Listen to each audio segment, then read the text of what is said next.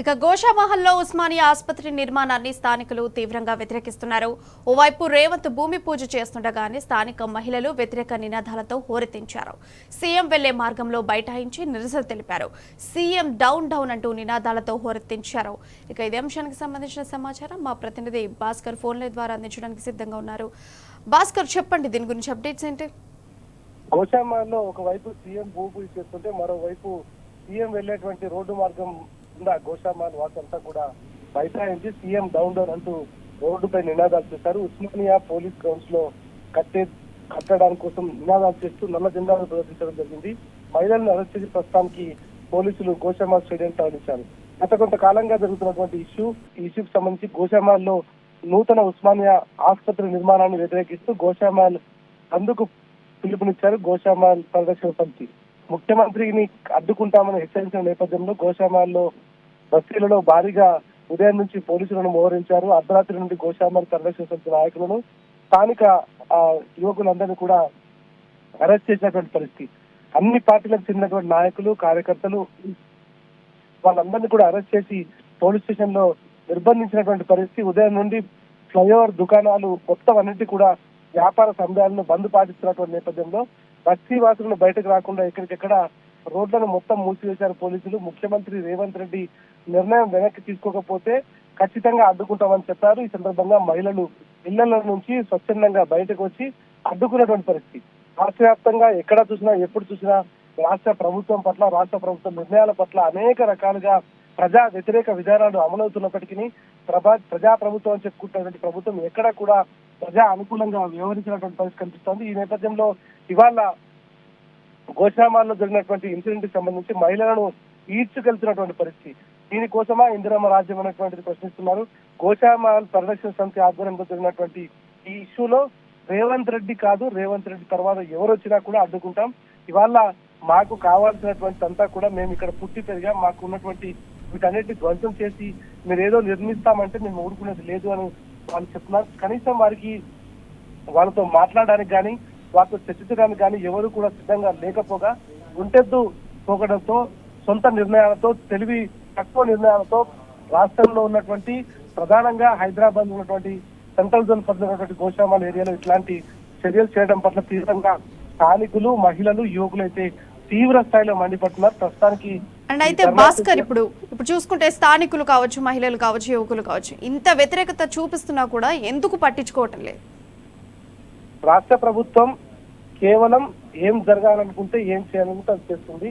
ఎవరిని కూడా పట్టించుకున్నటువంటి పరిస్థితి ముందు కనిపిస్తుంది. ప్రభుత్వం ఏర్పడి 14 నెలలు అవుతున్నటువంటి సందర్భంగా హైడ్రా విషయం నుంచి మొదలుకుంటే, మూసీ బాధితుల నుంచి మొదలుకుంటే లగచర్ల వరకు ఎప్పటికప్పుడు ఎవరైనా ప్రజల తరఫున పోరాడుతున్నటువంటి నాయకులను కానీ, ప్రతిపక్షాలను కానీ, మీడియాను కానీ గొంతు నొక్కే ప్రయత్నం చేయడం తప్ప కేవలం ఇది ప్రజల కోసం వచ్చినటువంటి ప్రభుత్వం లాగా కనిపించడం లేదు.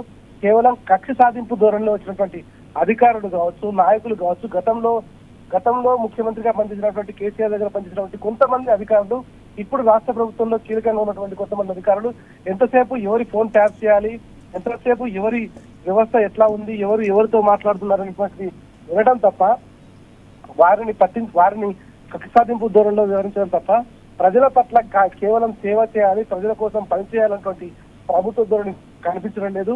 ఇవాళ గోషామహల్కి వచ్చినటువంటి మహిళలు కూడా ఒకటే చెప్తా ఉన్నారు, మా కడుపులు కొట్టి గల్లీల్లో కడుపులు కొట్టి ఢిల్లీలకు మూటలు పంపుతున్న ముఖ్యమంత్రి మీకు ఖచ్చితంగా మా పాపం తలుగుతుంది అని చెప్తున్నటువంటి పరిస్థితి కనిపిస్తోంది.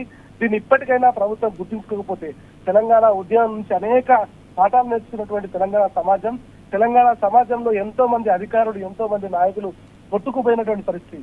ఇది ఇవాళ కేసీఆర్ నాయకత్వంలో వచ్చినటువంటి తెలంగాణ, 10 ఏళ్ల పాటు శశిశామలంగా మిగిలినటువంటి తెలంగాణ ఇవాళ అనాథగా మారి ఆగమించినటువంటి తెలంగాణలో ప్రజలు తీవ్రమైనటువంటి రోదనలు చేస్తున్నటువంటి పరిస్థితి కనిపిస్తోంది. ఈ నేపథ్యంలో గోషామహల్లో జరిగినటువంటి ఇన్సిడెంట్ ఇవాళ హైదరాబాద్ నడిబొడ్డున వాళ్లకు రక్షణ లేదు, కనీసం మాకు ఇది అవసరం లేదు, మీరు వద్దు అని చెప్తున్నా కూడా బలవంతపుగా గతంలో నెహ్రూ చెప్పినటువంటి పరిస్థితి, బలవంతపు సంసారం అనేటువంటి మాటలు ఇవాళ చాలా స్పష్టంగా తెలంగాణలో కనిపిస్తున్నాయి. ఈ నేపథ్యంలో గోశామలో జరిగినటువంటి ఇన్సిడెంట్ ద్వారా ఖచ్చితంగా ఓవైపు నల్ల జెండాలతో మహిళలు స్వచ్ఛందంగా వచ్చి ఇక్కడ మాకు నిర్మించకూడదు అని చెప్తున్నప్పటికీ కావాలని పోలీస్ బందోబస్తు నడుమ రేవంత్ రెడ్డి ఏదైతే భూమి పూజ కార్యక్రమానికి వచ్చారో బలవంతపు సంసారం, బలవంతపు వ్యవహారం, పోలీసులను అడ్డు పెట్టుకుని జరిపేటువంటి కార్యక్రమం ఇది కూడా నిజం కాదు, అది వాస్తవంలోకి రాదు అనేటువంటి చెప్పడానికి తెలంగాణ ఉద్యమమే ఒక మచ్చుతునక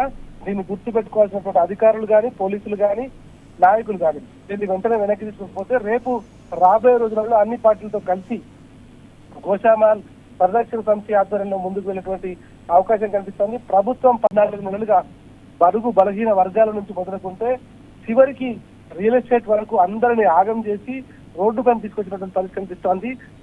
కొంత కూడా అవగాహన లేనటువంటి ప్రభుత్వం నడుస్తున్నటువంటి నేపథ్యంలో ఇప్పటికైనా అర్థం చేసుకొని ప్రజలను ఏం జరుగుతుంది అనేటువంటిది వాళ్ళను గ్రహించి వాళ్ళ పక్షాన్ని నిలబడితే ప్రభుత్వానికి అట్లీస్ట్ ఇట్లాంటి వారి నుంచి వచ్చేటువంటి శాపనార్థాలైనా తగ్గేటువంటి అవకాశం కనిపిస్తోంది.